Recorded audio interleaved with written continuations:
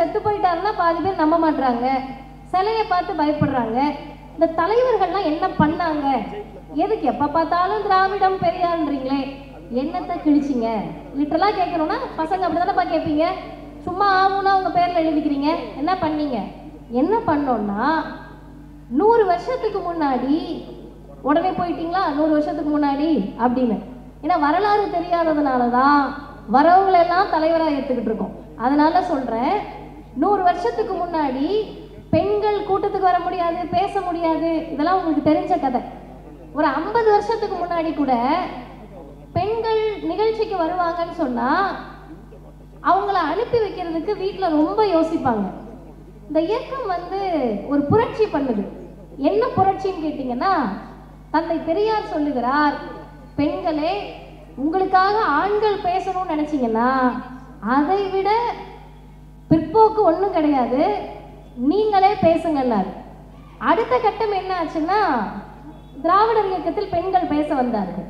இப்போ அது எப்படி மாறி இருக்குன்னு கேட்டிங்கன்னா, அம்மா நீ பேசுமா, கீழே உட்காந்து நான் பார்க்குறேன்னு அருமை சகோதரி ஜோதியுடைய இணையர் கீழே உட்காந்து கூட்டத்தை கை தட்டி ரசித்து கேட்டுக்கிட்டு இருக்காரு. இது ஓவர் நைட்டில் ஒபாமா ஆகிற கதையெல்லாம் கிடையாது. இன்னைக்கு நம்ம எல்லாருக்கும் ஒரு மாற்றம் வேணும், அப்படி தானே? இளைஞர்கள் இருக்கீங்கல்ல, கடைசி வரைக்கும் நான் பேசுறது கேட்குதுல்ல, எல்லாருக்கும் மாற்றம் வேணும்ல தோழர், மாற்றம் வேணும்ல தம்பி? ஆமாம், ஏதோ ஒரு மாற்றம் வேணும். இன்ஸ்டன்ட் காஃபி மாதிரி உடனே அந்த மாற்றம் வந்துடணும், கிண்டின உடனே கிடைக்கிற மேகி மாதிரி அந்த மாற்றம் வந்துடணும். இப்போ என்னதான் அவங்களுக்குலாம் மாற்றம் வேணும்னு கேட்டால் அதுக்கு நம்ம கிட்ட பதில் இல்லை. ஆனால் நான் இப்போது சரியாக 5 செய்தி மட்டும்தான் என்ன மாற்றம் இந்த தமிழ் சமூகத்தில் வந்திருக்கு. எதுக்காக திமுகவை ஆதரிக்கணும்? எத்தனையோ அரசியல் கட்சிகள் இருக்கிறது. ஏன் ஓரணியில் தமிழ்நாடு என்று சொல்லி இந்த அணியின் பக்கம் நிற்கணும்? எனக்கு முன்னால் பேசிய எல்லோரும் எல்லா திட்டங்களையும் சொல்லிவிட்டார்கள், முதல்வருடைய சாதனைகளை சொல்லிவிட்டார்கள், கலைஞருடைய சாதனைகளை சொல்லிவிட்டார்கள். இப்போ எனக்கு என்ன விஷயம் அப்படின்னு கேட்டிங்கன்னா, திரும்ப திரும்ப தமிழ் சமூகத்திடம் ஒரு செய்தியை நான் நினைவுபடுத்த கடமைப்பட்டிருக்கிறேன். தள்ளாடிட்டு வந்தாங்க. அவங்க வந்த உடனே பிரகாஷ் அண்ணை எழுந்து அவருக்கு வழிவிட்டு அவரை அமர வைத்தார்கள். இப்படி தள்ளாடு, அப்படியே வயசுல ஒன்றுமே முடியாது, பேசுவதற்கு நாக்கெல்லாம் உளரும். தள்ளாத வயதாக இருந்தாலும் சரி, பேச முடியலனாலும் பரவாயில்ல, தொண்டையில் கடைசி சொட்டு தண்ணி இருக்கிற வரைக்கும், உடம்புல லாஸ்ட் உயிர் நாடி கடைசி உயிர் மூச்சு இருக்கின்ற வரை கருப்பு சிவப்பு கொடியை தான் தாங்கி பிடிப்பேன் அப்படின்னு சொல்லக்கூடிய அந்த மூத்தவர்களும் எங்களை போல ஊர் ஊராக போய் பேசுறீங்களே, எதுக்கு பேசுறீங்கன்னு எங்களை பார்த்து கேட்டா ஒரே ஒரு காரணத்துக்காக தான். பதவி, சுகம், சுயநலம், பணம் வரும், அதெல்லாம் ஒன்றும் கிடையாது. ஒரு பக்கம் இதெல்லாம் வர வர இன்னொரு பக்கம் இருள் வாழ்க்கையில் சூழ்ந்துக்கிட்டே இருக்கும். அப்போ இதெல்லாம் விஷயம் கிடையாது. எதுக்காக பேசுகிறோன்னு சொன்னால், தந்தை பெரியார் சொன்னார், நன்றி என்பது பெற்றவர்கள் காட்ட வேண்டியதை தவிர கொடுத்தவர்கள் எதிர்பார்க்க வேண்டியதல்ல. இந்த இயக்கத்தால் நாங்கள் பெற்றிருக்கிறோம், இந்த இயக்கத்தால் பலனடைந்திருக்கிறோம், அதனால் இந்த இயக்கத்திற்காக பேசுகிறோம். அப்படி என்னங்க வாங்கினீங்க நீங்க? உங்களுக்கு என்ன செஞ்சாங்க? பெரியார், அண்ணா, கலைஞர், முதல்வர் இவங்கெல்லாம் உங்களுக்கு என்ன செஞ்சாங்கன்னா, இத்தனை பேர் உட்கார்ந்துருக்கீங்கல்ல பசங்க, அதாவது இளைஞர்கள், நீங்கள் எல்லாருமே எனக்கு தெரிந்து ஏறக்குறைய பின்வரிசையில் இருக்கவங்க 20லேருந்து 30 வயசுக்குள்ளே இருப்பீங்க, அப்படிதானே தோழர்? ஆமாம். இவ்வளோ நேரம் நீங்கள் பேசிகிட்டு இருந்திருக்கலாம், நான் பேச விட மாட்டேன், என்கிட்ட தான் நீங்கள் பேசணும். 20லேருந்து 30 வயசுக்குள்ளே இருப்பீங்களா? சரி. இப்போ திமுகவா? எங்களுக்கு வாட்ஸ்அப்பில் வேறு வேறு மாதிரி வருதுங்க, அதெல்லாம் நாங்கள் நம்ப முடியாது. புதுசாக வரவங்களா?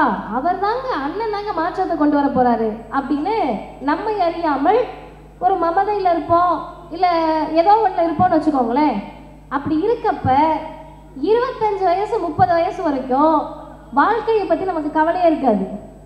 25 வயசில் உங்களுக்குலாம் பொண்ணு பார்ப்பாங்க, இல்லை நீங்களே யாரையாவது லவ் பண்ணுவீங்க. அப்படி லவ் பண்ணுறப்ப பொண்ணு வீட்டில் அந்த பொண்ணு என்ன சொல்லணும்னா, டே ஏதாவது வேலைக்கு போடா, அப்போ தானே எங்கள் வீட்டில் பேச முடியணும், அப்படி தானே? ஆமாம்.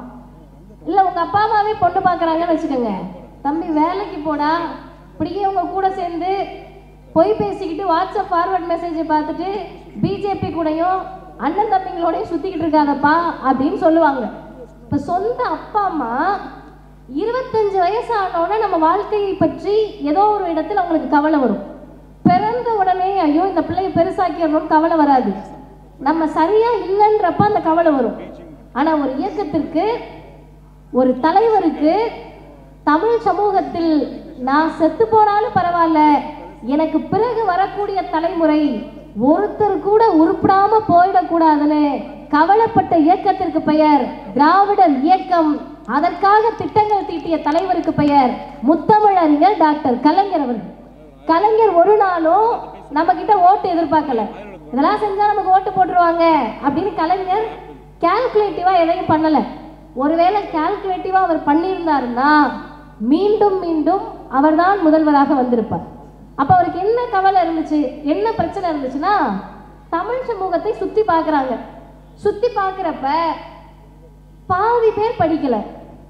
ஏன் படிக்கலன்னு கேட்டா, காசு இல்லை, பணம் இல்லை, அதெல்லாம் கிடையாது. கீழடியில படிச்சிருந்தோம்ல, கீழடியை தோண்ட தோண்ட எழுத்து வருது, பானையிலிருந்து எழுத்து வருது. எழுத்தறிவு கொண்டவர்கள் தமிழர்கள், மார்கட்டி சொல்லிக்கிறோம்ல, கீழடி தாய்மடியெல்லாம் பேசுறோம்ல, அந்த பெருமை எதுக்கு வருது?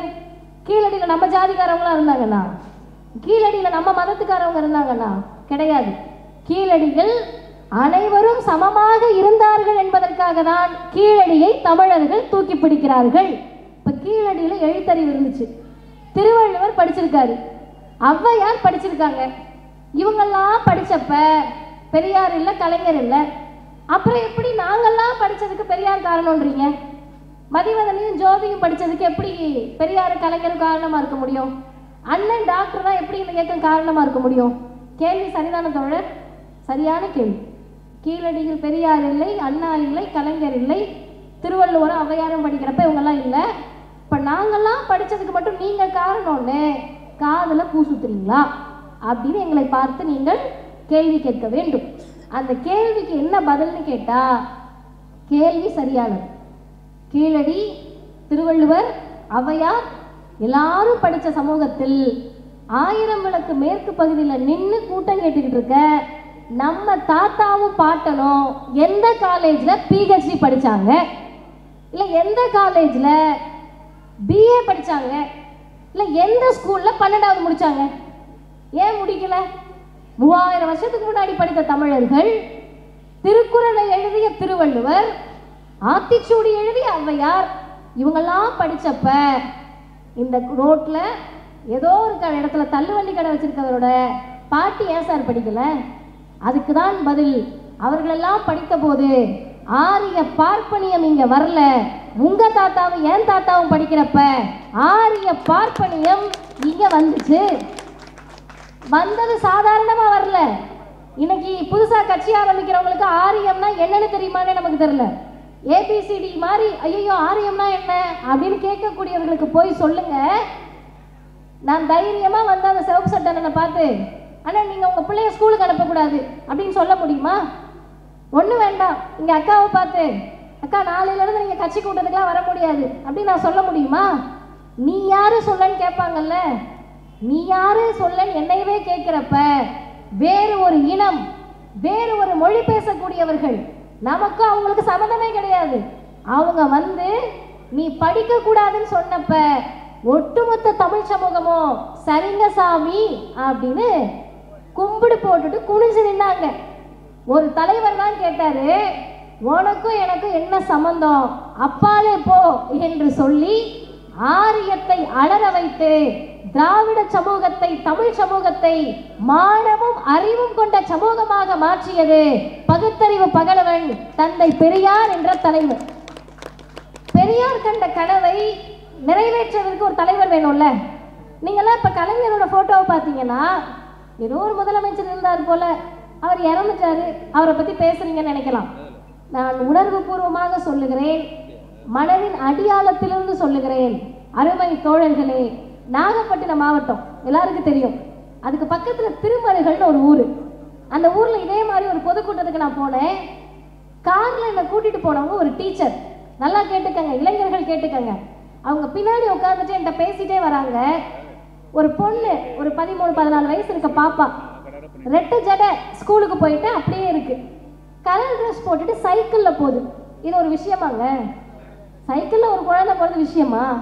இந்த அம்மாவுக்கு பூரிப்பு தாங்கலை. என்கிட்ட இங்கே பாருங்கள், அந்த பாப்பாவை பாருங்கள், பாப்பாவை பாருங்கன்னாங்க. நான் எனக்கு புரிஞ்சுது, அப்போ அதுக்கு பின்னாடி ஏதோ ஒரு செய்தி இருக்குன்னு. அம்மா ஏங்கம்மா அவ்வளோ சந்தோஷப்படுறீங்கன்னு கேட்டேன். அருமை தோழர்களே, இளைஞர்களே, சந்தோஷப்பட்ட அம்மா ஒரு டீச்சர், அவங்களுக்கு வயசு ஏறக்குறைய 50 இருக்கும். ஏங்க நீங்கள் சந்தோஷப்படுறீங்கன்னு கேட்டால் அந்த அம்மா சொன்ன பதில் இட்டுக்கட்டி நான் சொல்ல முடியாது, இத்தனை மீடியா இருக்காங்க. அவங்க சொன்ன பதில், அவங்களுக்கு 13 வயசு இருக்கப்ப அவங்க அண்ணன் சைக்கிளில் ஏறி உட்கார்ந்துருக்காங்க. ஆசை வந்திருக்கு அந்த குழந்தைக்கு, சைக்கிளில் ஏறி உட்கார்ந்துருக்காங்க. அதை பார்த்து அவங்க பெரியப்பா வந்து சைக்கிளோட தூக்கி வீசினாராம். அதுக்கு அவர் என்ன சொல்லியிருக்காரு, பொம்பளை பிள்ளை என்னத்துக்கு சைக்கிள் ஓட்டுறேன்னு கேட்டிருக்காரு.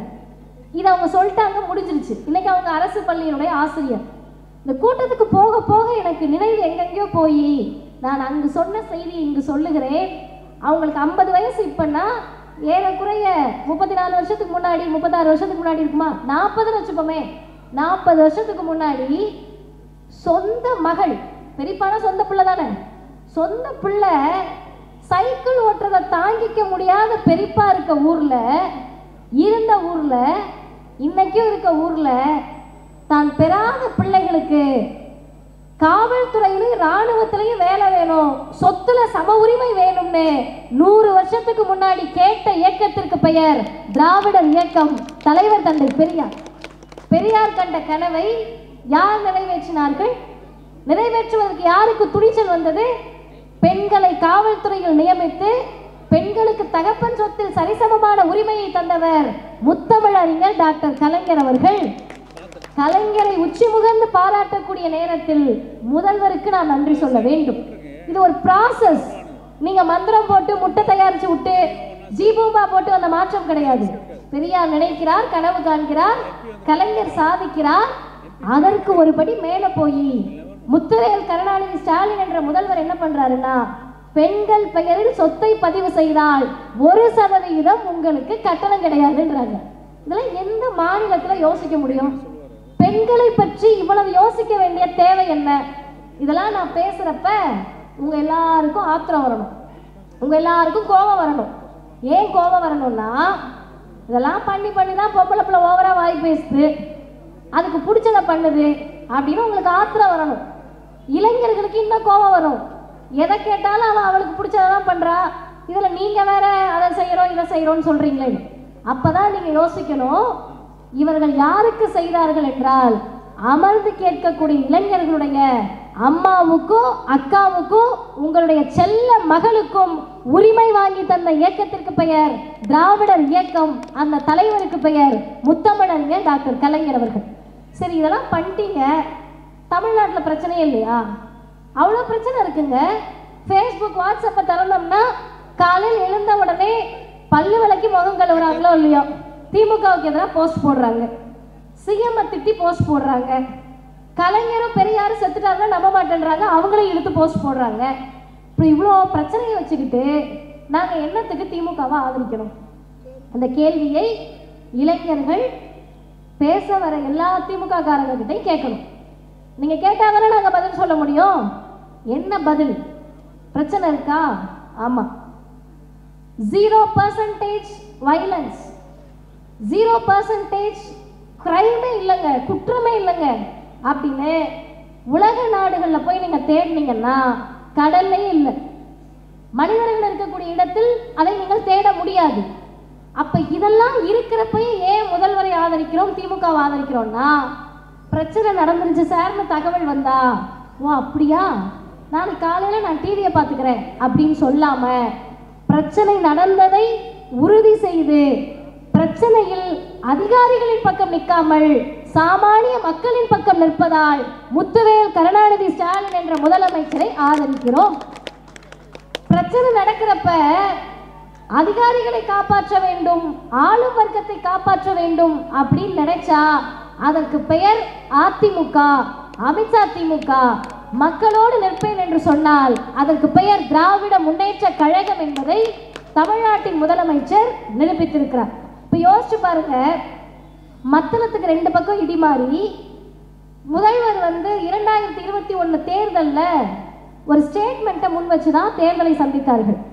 திமுக காரங்களுக்கு தெரியும், இளைஞர்களுக்கு சொல்லுகிறேன், ஆதிக்கவாதிகளும் வேண்டாம், அடிமைகளும் வேண்டாம். அதுதான் அந்த ஸ்டேட்மெண்ட்.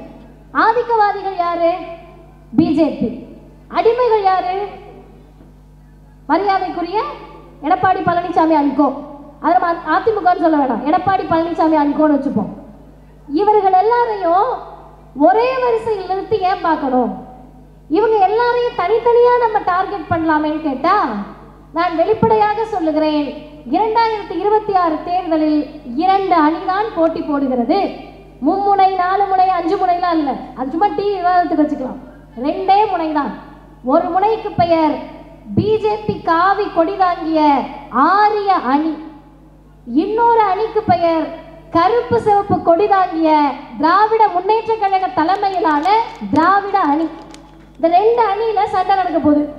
இந்த சண்டை தேர்தலுக்கானதா? கிடையாது. இந்த தேர்தல் இல்லைன்னா அடுத்த தேர்தல். அரசியலுக்கு வருகிற போது எல்லா தேர்தலையும் ஜெயிக்கணும்லாம் யாரும் கட்சி ஆரம்பிக்க மாட்டாங்க. பேரறிஞர் அண்ணா கட்சி ஆரம்பிச்சப்ப, வாருங்கள் தம்பிகளே தேர்தலுக்கு போவோன்னு சொல்லலை, சிறைக்கு போவோன்னு கூப்பிட்டாரு. தந்தை பெரியார் இன்னும் ஒரு படி மேலே போய் இயக்க ஆரம்பிச்சப்ப, என்கிட்ட வந்தனா 10 பைசா லாபம் இல்லைன்னு சொல்லிட்டு தான் இயக்க ஆரம்பிச்சார்.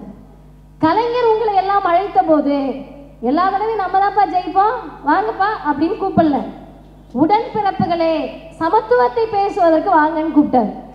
முதலமைச்சர் இன்னும் ஒரு படி மேலே போய் கூப்பிடுறாரு, இது தேர்தலுக்கானதல்ல, அடுத்த தலைமுறைக்கானது, ஓரணியில் வந்து நில்லுங்கள். கூப்பிட்டாச்சா? இப்போ நாங்கள் எதுக்கு அந்த அணியில் நிற்கணும்? இளைஞர்கள் கேள்வி. எதுக்கு நிற்கணும்னா, 2 சம்பவங்களை சொல்கிறேன்ப்பா, ரொம்ப உங்களுக்கு நெருக்கமான சம்பவங்களை சொல்கிறேன். ஜாலியாக விளையாடிட்டு இருக்கீங்க, ஃபோனில் நம்மளுடைய இன்ஸ்டா ரீல்ஸ்லாம் பார்த்துட்டு ரொம்ப மகிழ்ச்சியாக இருக்கும். இப்படி நம்ம மகிழ்ச்சியாக இருக்கிறப்ப, இந்த மகிழ்ச்சிக்கு என்ன காரணம்னு கேட்டிங்கன்னா, 3வது படித்து 5வது படித்து 8வது படித்து 12வது படித்து காலேஜ் படிச்சுக்கிட்டு இருக்கோம். அதனால் யாராவது பார்த்து கேட்டாங்கன்னா என்னப்பா படிக்கிற அப்படின்னு கேட்டாங்கன்னா கொஞ்சம் நல்லா கவனிங்க. என்னப்பா படிக்கிறேன்னு கேட்டால், நான் பிஏ படிக்கிறேன், பிஏ எக்கனாமிக்ஸ் படிக்கிறேன், காமர்ஸ் படிக்கிறேன், எம்பிபிஎஸ் படிச்சுட்டு இருக்கேன், பிஇ படிச்சுக்கிட்டு இருக்கேன் அப்படின்னு பெருமையாக சொல்லலாம். உங்கள் அப்பா அம்மா இதே வயசில் இருக்கிறப்ப அவங்கக்கிட்ட போய் என்னங்க பண்ணுறீங்கன்னு கேட்டால், எங்கேயோ ஒரு இடத்துல வேலை பார்த்துட்டு இருந்திருப்பாங்க, படிச்சிருக்க மாட்டாங்க. தாத்தா பாட்டிக்கிட்ட போய் கேட்டால் படிக்கிறதா அப்படின்னு கேட்டிருப்பாங்க. இப்போ இன்னைக்கு அந்த இன்ஃபீரியாரிட்டின்னு சொல்லக்கூடிய தாழ்வு மனப்பான்மையிலிருந்து ஒட்டுமொத்த தமிழர்களையும் விடுவித்து கல்வியை நமக்கு கொண்டு வந்து சேர்த்த இயக்கத்திற்கு பெயர் திராவிடர் இயக்கம். முத்தமிழறிஞர் டாக்டர் கலைஞர். என்னத்துக்கு கலைஞர் பேர்ல எழுதுறீங்க? ஏன் எழுதுறேன்னு சொல்றேன். இந்த முதலமைச்சராக கலைஞர் இருந்த போது சகோதரி ஜோதி சொன்னாங்கல்ல, 1 கிலோமீட்டருக்கு ஒரு தொடக்கப்பள்ளி, 3 கிலோமீட்டருக்கு ஒரு நடுநிலைப் பள்ளி, 5 கிலோமீட்டருக்குள்ள ஒரு உயர்நிலைப் பள்ளி, 7-8 கிலோமீட்டருக்குள்ள ஒரு மேல்நிலைப் பள்ளி. இதை சாதாரணமாக கலைஞர் உருவாக்கல. கலைஞர் அதை உருவாக்கிய போது ஒன்றிய அமைச்சகத்திலிருந்து, ஒன்றிய அரசிலிருந்து இனிமேல் புதிதாக பள்ளிகளை திறக்கக்கூடாது என்று ஆர்டர் வருது. கலைஞர் திறக்க சொல்லிட்டாரு. எப்படிங்க திறக்கிறதுன்னு கேட்டப்ப கலைஞர் சொன்ன பதில், நீங்க திறங்கையா நம்ம பார்த்துக்குவோம். அந்த துணிச்சல் எங்க இருந்து வருது? ஒன்றிய அரசு இல்ல, ராஜகோபாலாச்சாரியாரையே ஓடவிட்ட மண் தமிழ்நாடு, ஓடவிட்ட இயக்கம் திராவிடர் இயக்கம். மோடி எல்லாம் பார்த்து எங்களுக்கு பயம் இல்லைன்னு இன்னைக்கு நம்ம சொல்ற மாதிரி அன்றைக்கு கலைஞர் ஒன்றிய அரசை பார்த்து சொல்லுகிறார். அவருடைய புதல்வர், தமிழ்நாட்டினுடைய முதல்வர் இன்னைக்கு என்ன பண்றாருன்னு கேட்டா, இங்க உட்கார்ந்து இருக்கக்கூடிய பசங்க இருக்கீங்க, 8வது 10வது படிக்கிற பிள்ளைங்க, நான் சொல்லுவதை கொஞ்சம் நல்லா கேட்டுக்கங்க. 3வது 5வது 8வதுக்கு பொது தேர்வுன்னு மோடி சொல்றார், அமித்ஷா சொல்றார், பிஜேபி சொல்லுது. எதுக்குங்க 3வது 5வது 8வதுக்கு பொது தேர்வுன்னு கேட்டா, நம்மளை தரம் மிக்கவர்களாக மாற்ற போறாங்களாம். என்ன தரம் மிக்கவர்களாக? உத்தரப்பிரதேசத்தை குஜராத்தை நீ என்ன தரமா மாத்திட்ட? பிள்ளைகளெல்லாம் ஸ்கூலுக்கு அனுப்பாம கலவரம் பண்ண வாங்கன்னு கூப்பிடுற, ராமர் கோவில் கட்டுவோம் வான்னு கூப்பிடுற, மசூதியை இடிப்போம் வான்னு கூப்பிடுற. ஆனா தமிழ்நாடு என்ன தெரியுமா பண்ணுச்சு? மோடி அவர்களே, அமித்ஷா அவர்களே, நீங்க சொல்றத இந்தியாவின் எந்த மாநிலமும் கேட்கலாம், முத்துவேல் கருணாநிதி ஸ்டாலின் ஆளக்கூடிய தமிழ்நாடு ஒருபோதும் கேட்காது. புதிய கல்விக் கொள்கையை ஏற்க முடியாது. சொல்லுவதற்கு துணிச்சல் வேணும். என்ன துணிச்சல்? மோடி கிட்ட என்ன இருக்கு, பிஜேபி கிட்ட என்ன இருக்கு, யூனியன் கவர்மெண்ட் கிட்ட என்ன இருக்கு? எல்லாமே இருக்கு சார். பணம் இருக்கு, பலம் இருக்கு, பார்லிமெண்ட்ல அதிக உறுப்பினர்கள் இருக்கிறார்கள், எல்லாத்துக்கும் மேல ஈடி இருக்கு, ரெய்டு இருக்கு, இன்கம் டாக்ஸ் இருக்கு, இத்தனையும் இருக்கு. முக்கிய அமைச்சர்களை எல்லாம் டார்கெட் பண்ணி அமலாக்கத்துறையை அனுப்புகிறார்கள், அச்சுறுத்துகிறார்கள், ஆட்சியை கலைச்சிடுவோன்னு பயமுறுத்துகிறார்கள். இவர் சொல்லுகிறார், பதவி பறிபோனாலும் பரவாயில்லை, தமிழ்நாட்டில் ஒத்த புள்ள படிப்பு கூட போயிடாம காத்து நிற்க வேண்டிய பொறுப்பு எனக்கு இருக்கிறது, அதனால் திமுகவை ஆதரிக்கிறோம். இன்னும் 2 செய்திகளோடு நான் நிறைவு செய்கிறேன். விருதுநகர் மாவட்டம், நீங்க எல்லாரும் டிவியில பார்த்துருப்பீங்க, பசங்க வந்து ரீல்ஸ்லாம் வந்துச்சு பார்த்துருப்பீங்க. ஒரு பாப்பா இவ்வளோதான் இருக்காங்க, எனக்கு முட்டி அளவு இருக்காங்க. எனக்கு முட்டி அளவு இருக்காங்கன்னா அவங்க எத்தனாவது படிப்பாங்க? 4th standard, 5th standard, 2nd standard தம்பி சொல்ற மாதிரி படிப்பாங்க. அந்த குழந்தை எத்தனாவது படிக்குதுன்னா 12வது முடிச்சிருக்கு. எப்படி அப்படி இருக்குன்னு கேட்டால், அந்த வளர்ச்சி குறைபாடு மாற்றுத்திறனாளி அந்த பாப்பா. அவங்க மார்க் எடுக்கிறாங்க. செய்தியாளர்கள் எல்லாம் போய் விருதுநகர்ல அந்த பொண்ணு வீட்டுக்கு முன்னாடி நிற்கிறாங்க. அரசு பள்ளியில் படித்த குழந்தை. எதுக்கு சார் இந்த குழந்தைய போய் நீங்க நிக்கிறீங்கன்னு கேட்டா, அந்த பொண்ணுகிட்ட பேட்டி எடுக்கிற போது அந்த குழந்தை சொல்லுகிறது, 12வது முடிச்சிட்ட, எங்கம்மா படிக்க போறேன்னு கேட்டா அந்த குழந்தை சொன்ன பதில், அருமை இளைஞர்களே, நின்று கேட்கக்கூடிய பொதுமக்களே, அதிமுக பிஜேபியில் இருக்க யாராவது எங்கேயாவது நின்னீங்கன்னா நல்லா கேட்டுக்கங்க. அந்த குழந்தை சொன்னது, நான் ஐஐடியில் போய் படிக்க போறேன். ஐஐடியில் படிக்க போறேன்னா உங்க அப்பா அம்மா யாரு? பணக்காரங்களா? அப்பா அம்மா யாரு? டாக்டரா, இன்ஜினியரா? ஒன்றும் கிடையாது. அப்பா டீ கடையில் வேலை பார்க்குறாங்க, அம்மா பட்டாசு தொழிற்சாலையில் வேலை பார்க்குறாங்க. இது ஏதோ படம் கிடையாது, சர்க்கார் படம் இல்லை, ரியல் டைம்ல நடக்குது. 2 வாரத்திற்கு முன்னால் அப்பா டீ கடையில் வேலை பார்க்குறாரு, அம்மா பட்டாசு தொழிற்சாலையில் வேலை பார்க்குறாங்க. விருதுநகரில் பிறந்த அந்த குழந்தை ஐஐடியில் போய் என்ன படிக்க போகுது? அதுதான் செய்தி. Aerospace engineering. நம்மள எத்தனை பேருக்கு ஏரோஸ்பேஸ் இன்ஜினியரிங்னா என்னன்னு தெரியும்னா பாதி பேருக்கு தெரியாது. அதில் அவமானம் ஒன்றும் கிடையாது. பாட்டும் படிக்கல, தாத்தா படிக்கல, பாட்டி படிக்கல, இப்போதான் ஃபர்ஸ்ட் ஜெனரேஷன் படிக்க வரும், தெரிலன்னா பிரச்சனை கிடையாது. நான் போயிட்டு அதற்கு தமிழாக்கத்தை பார்த்தேன், உள்ளபடியே வியந்து போனேன். விருதுநகரில் பிறந்த அந்த குழந்தை விண்வெளிக்கு பயணப்பட போகிறது. அதை சாதித்தது எது என்று கேட்டால், தமிழ்நாட்டு முதலமைச்சருடைய நான் முதல்வன் என்ற திட்டம். இது அந்த பிள்ளையுடைய வாழ்க்கையை மட்டும் மாற்றல, அது அந்த குழந்தைக்கானது கிடையாது. பக்கத்து வீட்டில் சொல்லுவாங்க, சார் பா அந்த பாப்பா படிச்சு போகுதுன்னா உன்னால போக முடியாதா? பா அது போச்சுன்னா நான் முதல்வன் திட்டத்தில் போச்சுப்பா, நான் எப்படிப்பா போறது? டே நீயும் அரசு பள்ளியில் தானடா படிக்கிற, நான் முதல்வன் திட்டத்தில் நீயும் போலாம்டா அப்படின்னு இந்த பிள்ளைங்கெல்லாம் படிக்க வர்றப்ப 26ல் மாற்றம் வேணும்னு கேட்டா, விருதுநகர் மாவட்டத்தில் அந்த கிராமத்தில் சொல்லுவாங்க, ஏற்கனவே மாற்றம் வந்ததால்தான் டீ கடையில் வேலை பார்க்குற எங்க புள்ள விண்வெளிக்கு போகுது, நீங்க போயிட்டு வாங்கப்பான்னு சொல்லுவாங்க. இந்த இயக்கம் செய்த மாற்றம் அது. இறுதியாக ஒன்றை சொல்லி முடிக்கிறேன். பேச ஆரம்பிச்சதுல இருந்து என் பேச்சு முடிகிற வரை படிப்பை பத்தி மட்டும்தான் நான் பேசினேன். கவனிச்சு பார்த்துட்டீங்கன்னா தெரியும், என்னத்துக்கு எப்ப பாரு படிப்பு படிப்பு படிப்புன்றீங்கன்னு. அண்ணன் எழிலன் அவர்கள் பேசுறப்ப அவர் உச்சி முகர்ந்து ஒரு செய்தியை சொன்னாரு. இங்க சாதாரணமா குடிசையில் இருந்த பிள்ளை வந்து இன்னைக்கு ஐபிஎம்ல வேலை பார்க்குதுன்னு. அவங்க என்ன ஒரு சொந்தக்காரா? இல்ல விருதுநகர்ல இருக்க பாப்பாவை பத்தி நான் சந்தோஷமா பேசுறேன், என் சொந்தக்கார பிள்ளையா? இல்ல. திமுக இந்த திராவிடர் இயக்கம், இவங்க யார்கிட்ட போய் நீங்க கேளுங்க, தமிழ்நாட்டின் கடைகோடியில் ஒரு குழந்தை படித்து பட்டம் பெற்றாலும் சொந்த பிள்ளை படிச்சு பட்டம் வாங்கின மாதிரி சந்தோஷப்படுவோம், மகிழ்ச்சி அடைவோம். என்ன தெரியுமா காரணம்? சாதாரணமா வரல சார். நமக்கு என்ன ஆத்திரம் வருது, எரிச்சல் வருதுன்னு கேட்டா, வரவங்க எல்லாம் திமுகவை எதிர்ப்பேன், பிஜேபி எதிர்ப்பேன். திமுகவையும் பிஜேபியையும் ஒரே நேர்கோட்டில் வைத்து யார் பேசினாலும் அது அப்பட்டமான பித்தலாட்டம். எப்படி ரெண்டையும் சேர்த்து வச்சு பேசுவீங்க?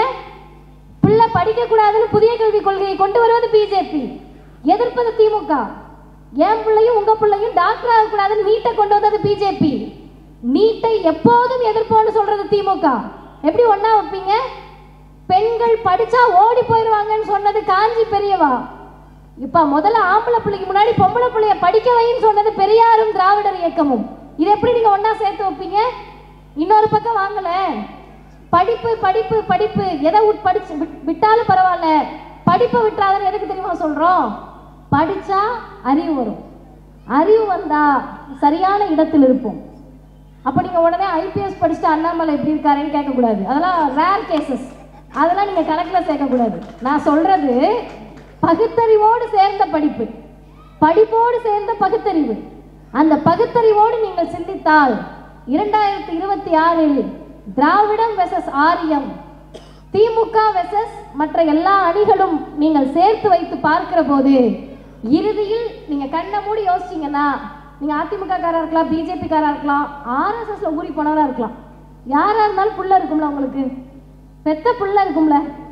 பெத்த பிள்ளைய பார்க்குறப்ப என் பிள்ளை நாசமா போட்டோம் அப்படின்னு யாராவது நினைப்போமா? நான் பெட்டு கட்டி கேட்பேன், இப்போ நேரம் இல்லாதனால கேட்கல, 5000 ரூபா பெட்டு கட்டி தமிழ்நாடு ஃபுல்லாக கேட்பேன். யாராவது ஒரே ஒரு பெற்றோர் என் பிள்ளை நாசமா போட்டோம், பிஜேபிக்கு போட்டோம், என் பிள்ளை போய் பிஜேபி காரங்களோட சேர்ந்து கலவரம் பண்ணட்டும்னு யாராவது நினைப்போமா? நினைக்க மாட்டோம். என்ன நினைப்போம்?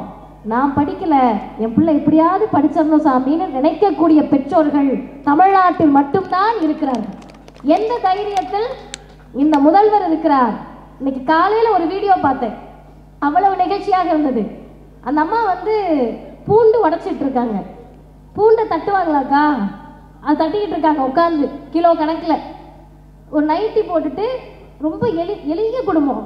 அவங்க கிட்ட போய் கேட்குறாங்க, இந்த ஓரணிகள் தமிழ்நாடு இந்த இதுக்காக ஏன் திமுகவுக்கு வாக்களிக்கணும்னு நினைக்கிறீங்க?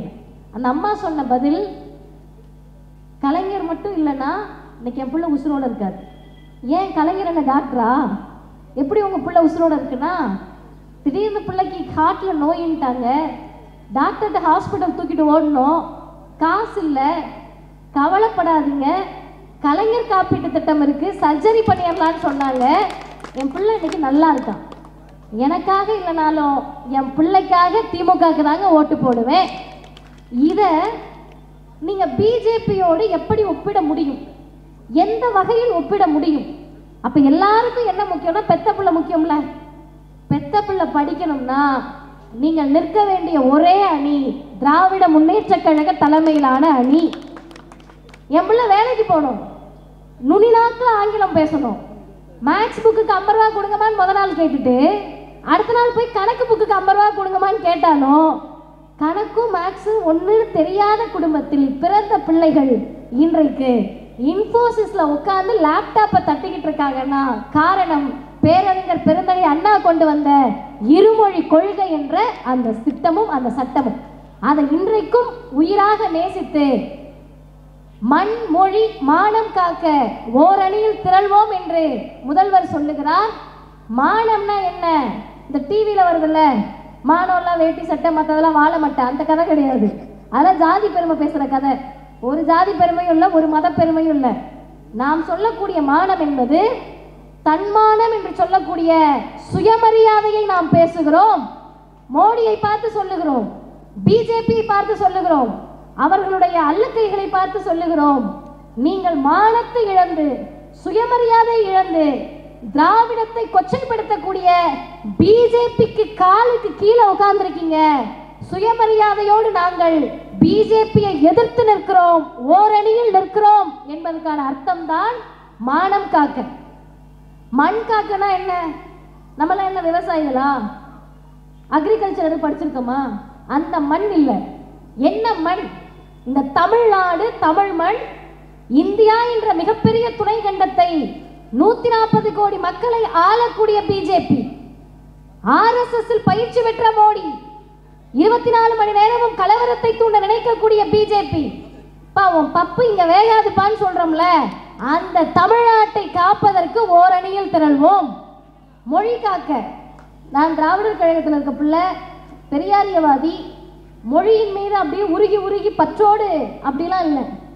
ஏன் மொழியை காக்கணும்னா, ஐயா பெரியார் சொல்லுகிறார், மொழி அழிந்தால் அந்த இனம் அழிந்துவிடும். இலங்கையில் நடந்தது அது, மணிப்பூரில் நடந்து கொண்டிருப்பது அது. மொழியை காக்க வேண்டும் என்பது, இந்த இனத்தை காப்பது என்பது, தமிழ் மொழியை காப்போம் என்பது தமிழர்களுடைய பாரம்பரியமான பிறப்புக்கும் எல்லா உயிர்க்கும் என்ற வள்ளுவத்தை காப்பது என்பது. அந்த வகையில் உங்க பிள்ளையும் எங்க பிள்ளையும் ஒழுங்கா படிச்சு வேலைக்கு போய் சமத்துவத்தோடு, சுயமரியாதையோடு, பகுத்தறிவோடு, சமூக நீதியோடு மனுஷங்களா வாழணும்னா 2026 மட்டுமல்ல, இன்னும் பல பத்தாண்டுகளுக்கு ஓர் அணியில் முத்துவேல் கருணாநிதி ஸ்டாலின் என்ற இந்த முதலமைச்சர் தான் முதல்வராக இருக்க வேண்டும் என்பதை தெரிவித்து, இதே நாளில் இளைஞரணி செயலாளராக பொறுப்பேற்று 7 வருடங்களில் பலரை உருவாக்கி இருக்கக்கூடிய, அதுதான் முக்கியம், அவர் செய்த பல சாதனைகளில் முதல் சாதனை எதுன்னு கேட்டா, ஆரியத்தை எதிர்த்து நிற்பதற்கு திராவிடம் என்ற பெரும் படையை உருவாக்கி இருக்கக்கூடிய அண்ணன் உதயநிதி அவர்களுக்கும் எங்கள் கழக தலைவர் ஆசிரியர் சொல்லுவார், முதல்வரை ஆதரிப்பது என்பது முதல்வரை இல்ல, திமுகவை ஆதரிப்பது என்பது திமுகவை அல்ல, எங்கள் தலைமுறையை பாதுகாப்பதற்காக திமுகவை பாதுகாக்க நினைக்கிறோம், இந்த முதல்வரை பாதுகாக்க நினைக்கிறோம் என்று சொல்லி முடிக்கிறேன். வாய்ப்புக்கு நன்றி, வணக்கம்.